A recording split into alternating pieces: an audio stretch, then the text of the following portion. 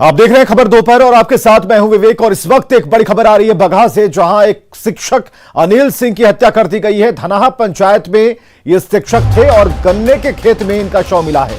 डीही के रहने वाले थे ये शिक्षक, जिनके बारे में जानकारियां बताई जा रही हैं। हालांकि इस पूरे मामले की तफ्तीश में पुलिस जुटी हुई है। बगहा से इस वक्त की बड़ी खबर, जहां शिक्षक अनिल सिंह की हत्या कर दी गई है।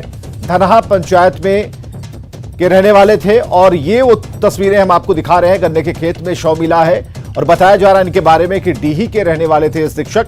हालांकि क्या कारण रहे, किसने हत्या की, इन सभी बातों का पता लगाने में पुलिस जुट गई है।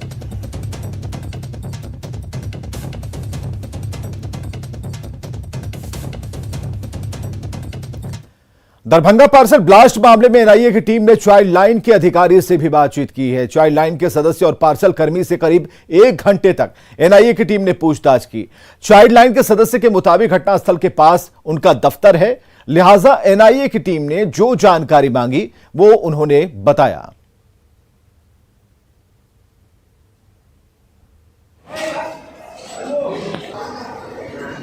क्या था, क्या परिस्थिति था, कब हुआ, यही सब चीज़ है।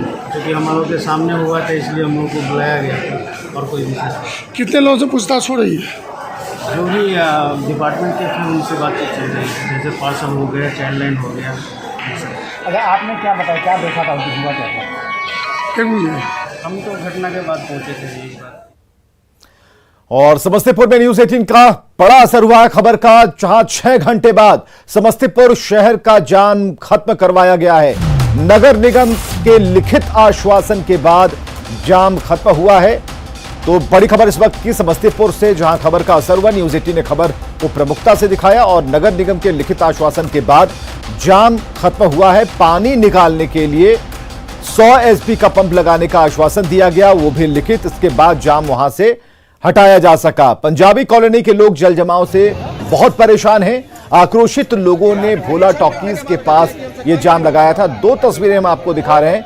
जल जमाव से परेशान लोगों ने जब जाम किया था, उसके बाद पंप लगाने का आश्वासन दिया गया। हालांकि लोग मानने को तैयार नहीं थे। उन्होंने कहा कि लिखित आश्वासन चाहिए, लिखित तौर पर आप इस बात को दें। और उसके बाद जब अधिकारी ने लिखित आश्वासन दिया, तब यह जाम यहां से हटाया गया। भोला टॉकीज के पास ये जाम की स्थिति थी, जो पहली तस्वीर आप देख पा रहे हैं। और जल जमाव से लोग बेहद परेशान हैं।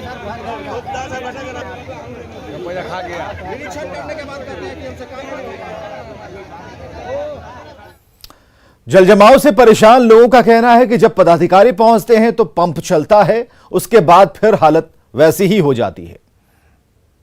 1 महीना से बाढ़ की स्थिति में रह रहे हैं। नाली के पानी में खाना खा रहे हैं और नाली के पानी को पी रहे हैं। और अब मरने की स्थिति में होगा कि डायरिया होगा, मलेरिया होगा, फलेरिया होगा।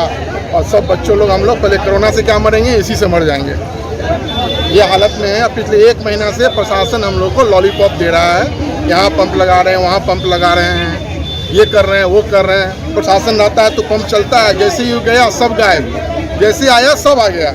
ये सब खाली अपने प्रकृति के विरोध में काम कर रहा है। ये लोग कभी जीवन में कभी कोई काम किए नहीं, आज इन लोग को काम करना पड़ रहा है, तो हालत खराब हो रही है। और नगर प्रशासन को कहते हैं, एसडीओ साहब को कहते हैं, तो फोन नहीं उठाते।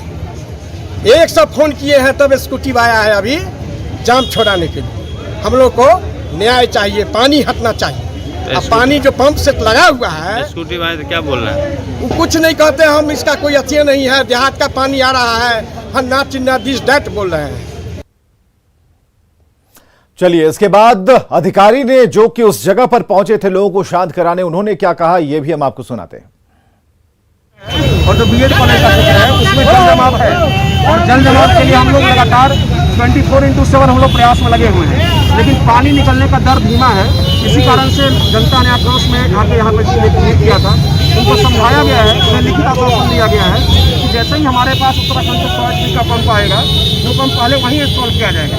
ऑलरेडी पंप वहाँ पे चल रहा है, लेकिन जो बड़ा पंप आएगा 100 एचपी का, वो वहाँ इंस्टॉल किया जाएगा, वो जल्दी पानी की निकासी करेगा। इसी आश्वासन पर ये लोग जाम तोड़ने के लिए, जाम हटाने।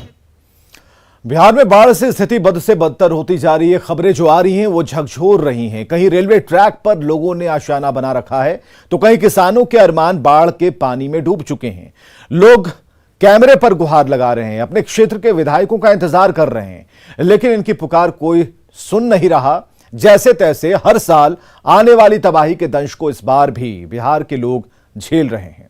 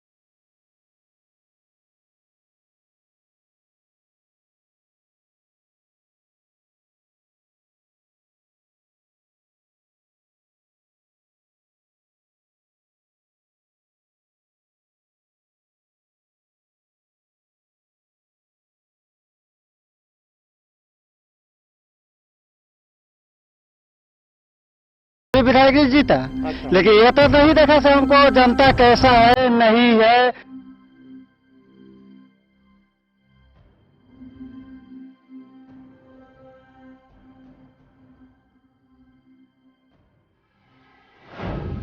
बढ़ रही परेशानी हर रोज। पानी तो अभी कमा है, इतना बुरा हाल था जिसका कि जवाब नहीं। लोग बहुत परेशान थे पानी से। प्रशासन के तरफ से क्या व्यवस्था किया, निदान, अस्थायी निदान कुछ है नहीं।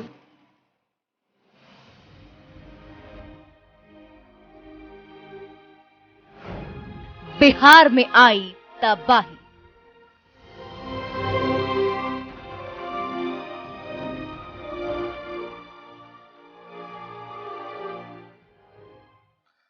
तो बेतिया के मझौलिया प्रखंड में सिकरहना नदी का कहर लगातार जारी है। रामपुरवा महानवा पंचायत में नदी का जबरदस्त कहर है। सैकड़ों घर में पानी घुस गया है।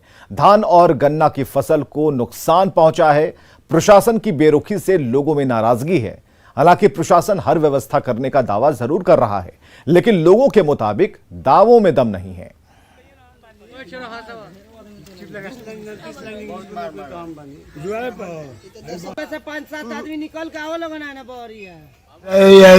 मुखिया जी अभी तो ना ना कोई विधायक आए, ना कोई ब्लॉक से, ना सी आए, ना बीडीओ आए।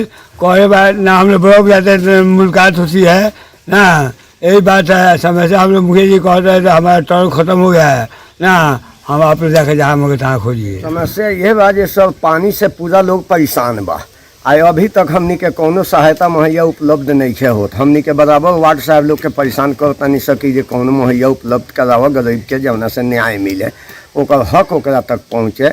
जौन कोनो हक नहीं है मिलत, ए बेरा गरीब तबका के लोग जौन बा, इस सब परेशान बा, बाढ़ से पीड़ित बा। एको कोनो सुविधा यह बेर तक नहीं खे आई। और इधर बेतिया अनुमंडल के लोगों की जिंदगी पानी के चलते बेहाल हो गई है। मझौलिया नानोसती मुख्य मार्ग पर बिनवलिया मठ के पास 2 से 3 फीट ऊपर पानी बह रहा है। राहगीरों को आने जाने में परेशानी होती है। इस इलाके में कोहड़ा और गोपी खाड़ नदी उफान पर है। लोग घर छोड़कर किसी ऊंची जगह पर जाने को मजबूर हैं। में दिक्कत होता है। ये में रोड में आए जाए में दिक्कत होता है, गाड़ी के खराब हो जाता है, सलेशन में पानी घुस जाता है। और पानी बा ठेहुन भर पानी बा। और बहुत पब्लिक के भी दिक्कत बा, बहुत गाड़ी खराब बा, आदमी फसल बा। बड़ी समस्या है सर आने जाने में। ये नानोसती का जाने वाला ये मुख्य मार्ग है। यहाँ से बेतिया जाने में भी इसको क्रॉस होके जाना पड़ता है, चाहे इधर मोतिहारी जाना पड़ता हो या इधर अगर मझौलिया जाना हो तो इसी रास्ते से होकर जाया जाता है। बड़ी परेशानी हो रही है। लगभग 2 से 3 फीट पानी बह रहा है। यहाँ पे बहुत पानी बह रहा है। 2 फीट से 3 फीट वाला हुआ। आने जाने में कठिनाई हो रही है। आने जाने में बहुत ज़्यादा कठिनाई हो रही है। मझौलिया जाने में जैसे पड़ रहा है। सहरसा में नगर परिषद के वार्ड संख्या 8 के गांधीपथ मोहल्ले में 2 दर्जन परिवार की जिंदगी एक चचरी पुल के सहारे कट रही है। करीब 1 दशक से यह समस्या है, लेकिन कोई इस तरफ ध्यान नहीं देता। हमारे सहयोगी कुमार अनुभव की ये रिपोर्ट देखिए। अभी हम मौजूद हैं नगर परिषद क्षेत्र के वार्ड नंबर 8 में, जो गांधी पथ का मोहल्ला कहलाता है। यहाँ पे तकरीबन जो है 20 से 25 परिवार जो है चचरी पुल के सहारे है। हम आपको दिखाना चाहेंगे जो वर्षों से जो है इसी चचरी पुल के सहारे इन लोगों का आवागमन होता है। आप देख सकते हैं ये सारे वही घर हैं जिनका जो है एकमात्र आवागमन का साधन जो है ये चचरी पुल है। और ख़ास बात तो ये है कि इस गड्ढे में जो सड़क भी बनी हुई है, लेकिन सड़क जो है गड्ढे में होने के कारण जो है यहाँ पे जल जमाव की समस्या जो है 12 महीना रहता है और चचरी पुल के सहारे लोगों का आवागमन होता है। कुछ लोग इस मोहल्ले के मौजूद हैं यहाँ पे मेरे साथ, हम उनसे बात करना चाहेंगे किस तरह की परेशानी होती है। ये बताइए किस तरह की परेशानी होती है आप लोग? सर यहाँ पर कई तरह की परेशानियाँ। सबसे पहली परेशानियाँ यह है जो उधर से पानी आ रही है सत्संग भवन की तरफ से, नाला लगातार 25-30 वर्षों से इधर आ रही है और वो पानी के कारण यहाँ पर दुर्गंध होता है और कई तरह के संक्रमण होने का खतरा बना हुआ रहता है। पानी रहता है यहाँ पर 12 मास जमा रहता है पानी, न नाली है न रास्ता है आना जाने का, कोनो चीज़ का साधन नहीं है। हर एक रंग का यहाँ बीमारी फरता है और रात बिरात सांप रहता है। हम लोग को कठिनाई बहुत होता है। कभी जटिन के लिए सहरसा से कुमार अनुभव। और पूर्णिया के बाईसी अनुमंडल में महानंदा, कनकई और परमान नदी के तेज कटाव से लोग दहशत में हैं। महानंदा नदी सुगवा महानंदपुर गांव में कटाव कर रही है और यहां खेती की करीब 50 एकड़ से ज्यादा जमीन पानी में समा गई। वहीं चनकी ताराबाड़ी गांव में कनकई नदी के कटाव से कई घर और सड़क नदी में समा चुके हैं। सुगवा महानंदपुर गांव में बड़े बड़े पेड़ भी महानंद नदी में समा चुके हैं। कटाव के चलते लोग डरे हुए हैं, दहशत में हैं और ताज्जुब की बात है कि प्रशासन का ध्यान इस तरफ नहीं है। बायसी विधायक सैयद रुकनुद्दीन भी बेबस नजर आ रहे हैं। उन्होंने कहा कि हर स्तर पर वो राहत और बचाव कार्य के लिए गुहार लगा चुके हैं, लेकिन कोई उनकी सुध लेने वाला नहीं। ये देखिए आज लगभग 15 दिन से हम लोग बहुत कोशिश कर रहे हैं कि सरकार की तरफ से कोई आदमी या फिर विधायक जी की तरफ से कोई आदमी यहाँ पर आए, लेकिन अब तक कोई नहीं पहुँच पाए हैं। इससे पहले हम लोग जो है विधायक जी के यहाँ लेटर भी दिए थे जिसका कोई एक्शन नहीं हुआ, वो सिर्फ आश्वासन देकर के रखे। अभी महज देखिए इधर थोड़ा घर की तरफ दिखाइए, ये घर जो है बहुत, ये घर से नदी बहुत दूर पर थी, लेकिन जो है अभी करते करते बिल्कुल करीब में आ गए। कुछ ही देर बाद जो लगता है मेरे ख्याल से अगर इस तरह कटने से वो घर नदी में समा जाएगा। जनप्रतिनिधि तो हम लोग विधानसभा में इस मसले पर क्वेश्चन भी किए हैं और इस मसले पर जिलाधिकारी को भी दिए हैं, उसका भी फाइंडिंग आपको भिजवा देंगे। क्वेश्चन भी हुआ है, क्वेश्चन में था कि अभी स्थिति सामान्य है, जवाब था सरकार का जब ऐसी स्थिति होगी तो हमसे निपटा जाएगा। और इधर मुख्यमंत्री नीतीश कुमार के जनता दरबार में अपनी फरियाद लेकर बड़ी संख्या में लोग पहुंचे। हालांकि बगैर रजिस्ट्रेशन कराए पहुंचे लोगों को जनता दरबार में सीएम के सामने फरियाद रखने का मौका नहीं मिला। समस्तीपुर की प्रीति झा उन्हीं में से एक है। प्रीति झा को उनके घर वाले ही परेशान कर रहे हैं। आलम यह है कि प्रीति झा अपने पति और बच्चे के साथ पटना में रह रही हैं। प्रीति झा ने लव मैरिज की और प्रीति का आरोप है कि उसके घर वाले शादी के बाद से नाराज हैं और पुलिस के साथ मिलकर उन्हें प्रताड़ित करते हैं। कई बार शिकायत के बाद भी कोई कार्रवाई नहीं हो रही। मेरे पति यही रहते हैं सर, कुछ अपना काम धंधा कहीं से कुछ होता है तो कर लेते, नहीं तो बस ऐसे ही रहते हैं आपकी शिकायत आपने दे दी? जी सर, कई बार सचिवालय में आके दिए हैं सर, यहाँ मुख्यमंत्री सर जी के आवास पे भी आ रहे हैं सर, फोन भी किए, मेल पे भी डाले सर, सब जगह भेज दिया जाता है सर, कोई सुनने को नहीं तैयार है। अभी आप बता रही थी कोई पुलिस अधिकारी आपके इंस्पेक्टर सर, हम जयकांत साहब समस्तीपुर के ही गणेश राय भी अपनी फरियाद लेकर पहुंचे थे। इनके 2 बच्चों का अपहरण हो चुका है और दबंगों ने इनकी जमीन पर कब्जा कर लिया है। से सर 2 लड़का का अपहरण भए गेलै हमरा। 19-10-18 के अरविंद राय हमर लड़का रोसड़ा से अपहरण भए गेलै 19-10-18 के रात में। आ 13-5-19 के दोसर लड़का संतोष राय रोसड़ा अनुमंडल में मुंशी काम करते रहे, मुंशी संघ के सचिवो रहे, ओकरो अपहरण भए। और इधर मंत्री जनक राम ने कहा कि जनता दरबार में वही लोग आ सकते हैं जिनका रजिस्ट्रेशन है। लोग जानकारी के अभाव में बगैर रजिस्ट्रेशन के पहुंचे, जिससे भीड़ लगी और परेशानी उठानी पड़ी। तो बिहार के तमाम लोग 13 करोड़ की आबादी है। लोग सोचता है कि सीधे हम अपने मुख्यमंत्री से कह करके अपनी बात को, समस्या को निपटारा करा सकते हैं, तो उस समय लोग इकट्ठा हो जाते हैं, लेकिन नियम संगत ये सही नहीं है। लोगों की जानकारी के अभाव में ऐसे इकट्ठा हो जाते हैं।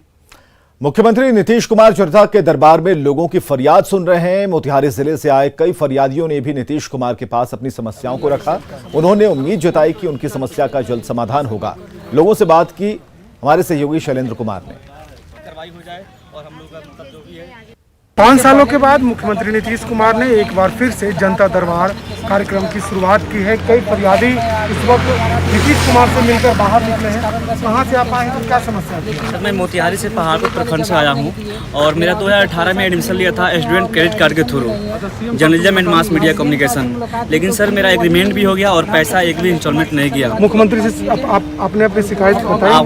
मैं शिकायत किया है। क्या कहा मुख्यमंत्री? मुख्यमंत्री जी ने बोले हैं कि जाओ शिक्षा मंत्री के पास और बोले हैं कि कार्रवाई करते हैं। और शिक्षा मंत्री संतुष्ट हैं सीएम के? अभी तो संतुष्ट है और आगे कार्रवाई हो जाए और काम हो जाए तो बिल्कुल संतुष्ट हो जाएंगे सर। आप लोग कहाँ से आए हैं और क्या समस्या है?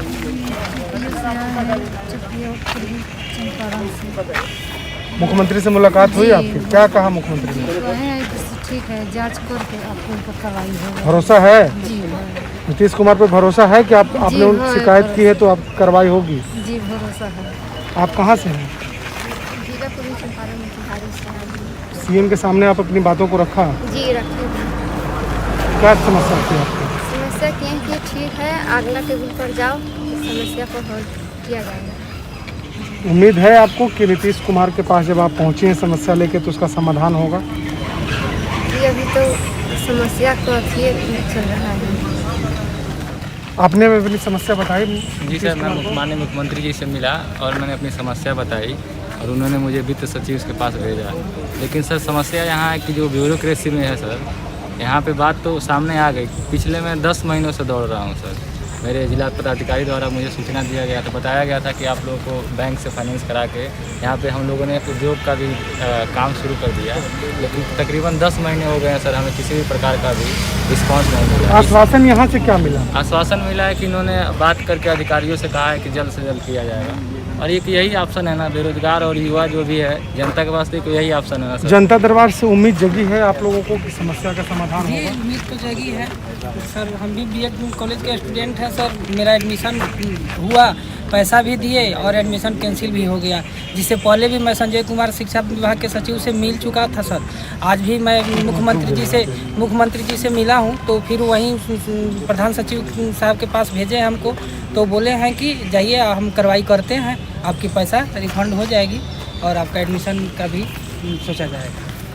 तो बिल्कुल मुख्यमंत्री नीतीश कुमार लगातार लोगों की समस्याओं को सुन रहे हैं। काफ़ी लंबे अरसे के बाद जनता दरबार कार्यक्रम शुरू हुआ है और कहीं ना कहीं लोगों को उम्मीद भी है कि उनकी समस्याओं का समाधान अब सीधे मुख्यमंत्री नीतीश कुमार करेंगे। Shailendra, news 18 Patna. Valmiki tiger reserve के आसपास के इलाकों में इन दिनों जंगल से भटके बाघ का खौफ है। बाघ को पकड़ने के लिए पिछले 3 दिन से रेस्क्यू जारी है। वन विभाग की 3 टीमें रेस्क्यू ऑपरेशन में जुटी हैं। वन विभाग रेस्क्यू में ड्रोन कैमरे और हाथियों की मदद ले रही है और रेस्क्यू ऑपरेशन के दौरान मौके का जायजा लिया है मुन्ना राज ने।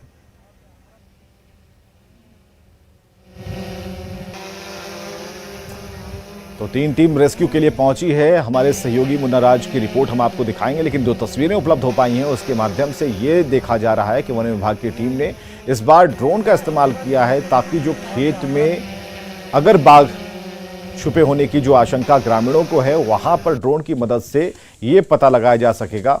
और एक तस्वीर हम आपको दिखा रहे हैं जहां पर हाथियों के सहारे भी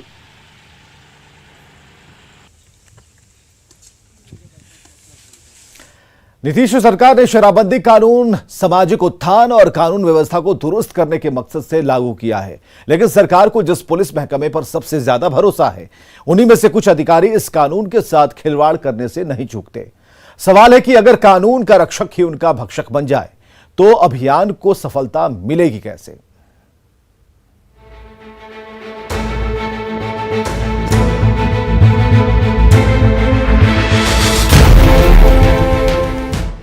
बिहार में शराबबंदी कानून को सख्ती से लागू किया गया है। नीतीश सरकार के इस फैसले से शराब तस्करी से लेकर अपराध नियंत्रण तक पर काबू पाया गया है। खुद मुख्यमंत्री को बिहार पुलिस की टीम पर भरोसा है जिसने शराबबंदी कानून को सफल बनाया, लेकिन उसी पुलिस महकमे के कुछ अफसर शराबबंदी कानून की धज्जियां उड़ाने में जुटे हैं। खुद राजधानी पटना के एक बड़े थाने का थानेदार शराब माफिया से उसकी मिलीभगत है। इस सूचना पर मद्यनिषेध विभाग ने जब जांच की तो पुलिस महकमे में खलबली मच गई। जांच रिपोर्ट आने पर आरोपी थानेदार को तत्काल सस्पेंड कर दिया गया, लेकिन इस कार्रवाई ने एक बार फिर से बिहार पुलिस की वर्दी पर सवाल खड़े कर दिए। इन लोगों के तार जो हैं नेता लोगों से भी जुड़े होते हैं, तो नेता है और जो तंत्र है पुलिस के हो, एक्साइज के हो या जो भी हो, तो जहां भी एक गठजोड़ है उसको तोड़ना सरकार का काम है, वो जिस स्तर पे हो। अगर केवल डाली काटेंगे, टहनी काटेंगे, पत्तियां तोड़ेंगे तो उससे तो समस्या का समाधान नहीं होगा। एक यहाँ पकड़ लिए, एक वहां पकड़ लिए, यही हो रहा है। निश्चित तौर पर अगर पाया जाता है साक्ष्य तो कार्रवाई होनी चाहिए और कार्रवाई का दायरा भी होना चाहिए। एक थानेदार से के साथ उसके ऊपर भी अगर कहीं संलिप्तता पुलिसकर्मी की पाई जाती है, साक्ष्य मिलते हैं, एविडेंस अगर है, उन पर भी कार्रवाई होनी चाहिए। मैं ये भी कहना चाहता हूं आज के डेट में कि बिहार के तमाम पुलिसकर्मी, देश के पुलिस जितने पुलिसकर्मी हैं उसमें सब में श्रेष्ठ और कर्मठ हैं। उधर इस बेहद गंभीर मसले पर सियासत भी तेज हो चुकी है। एक और जहां विपक्षी दल शराबबंदी कानून को विफल मान रहे हैं, तो सत्ता पक्ष की ओर से सफाई दी जा रही है। जो कि सत्ता से जुड़े लोग, चाहे पुलिस प्रशासन के लोग हों या कोई दूसरे लोग, उनका संरक्षण है इस व्यापार को। कुछ सामान कभी कभी दिखा देते हैं कि हमने छापेमारी करके पकड़ लिए, लेकिन धड़ल्ले से बिहार में शराब की तस्करी जारी है, शराब उपलब्ध है, यह बताने को पर्याप्त है कि यह कानून फेल है। पूरे दुनिया में कोई ऐसा जगह है, देश है जहां पर अपराध 100% रुक गया हो, नियंत्रित हो गया हो? सख्त से सख्त कानून बनाना सरकार का काम है, हमारा काम है, उसका इम्प्लीमेंटेशन प्रशासन का काम है। उसमें हम पूरे डेडिकेशन के साथ, सच्ची निष्ठा के साथ लगे हुए हैं। इस बात में कोई शक नहीं कि नीतीश सरकार ने बिहार में शराबबंदी कानून लागू कर एक बेहतर और सकारात्मक कदम उठाया, लेकिन इतनी अहम जिम्मेवारी सरकार के साथ साथ प्रशासनिक अमले की भी होती है। ऐसे में पुलिस अधिकारियों और शराब माफिया के बीच साठगांठ कई सवाल खड़े करता है। मसलन, प्रशासनिक सख्ती के बावजूद पुलिस अधिकारी लापरवाह क्यों हैं?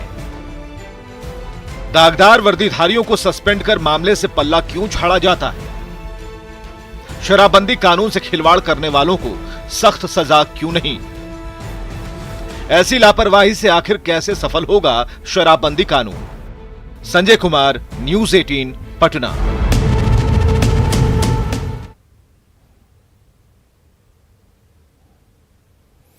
जनसंख्या नियंत्रण कानून पर बिहार के अल्पसंख्यक कल्याण मंत्री जमा खान ने कहा कि इस मामले में जो सीएम का फैसला है वो अंतिम है। जमा खान ने जबरन धर्म परिवर्तन को गलत बताया।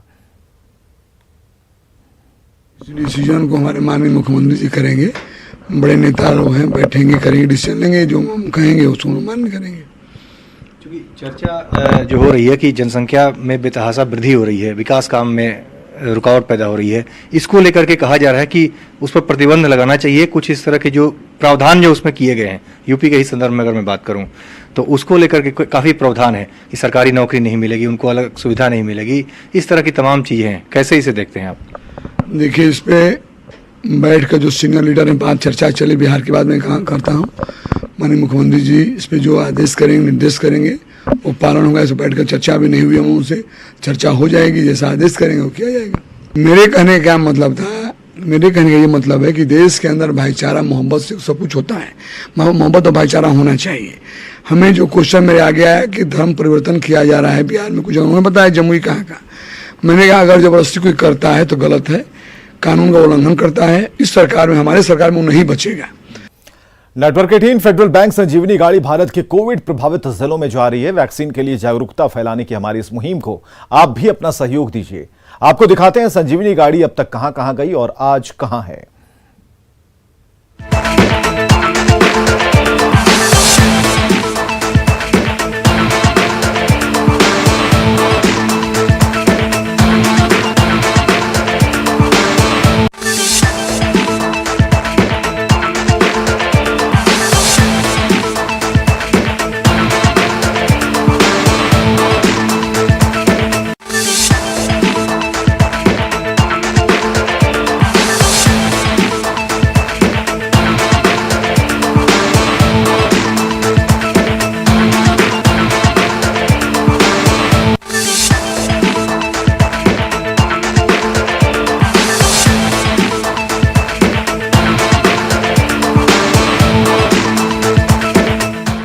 और एक बड़ी खबर आ रही है गोपालगंज से, जहां सबैया हवाई अड्डे को मंजूरी मिल गई है।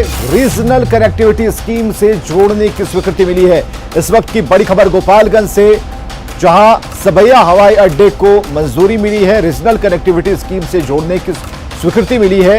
इस वक्त की बड़ी खबर हम आपको बता रहे हैं, जो है गोपालगंज से सबैया हवाई अड्डे के बारे में।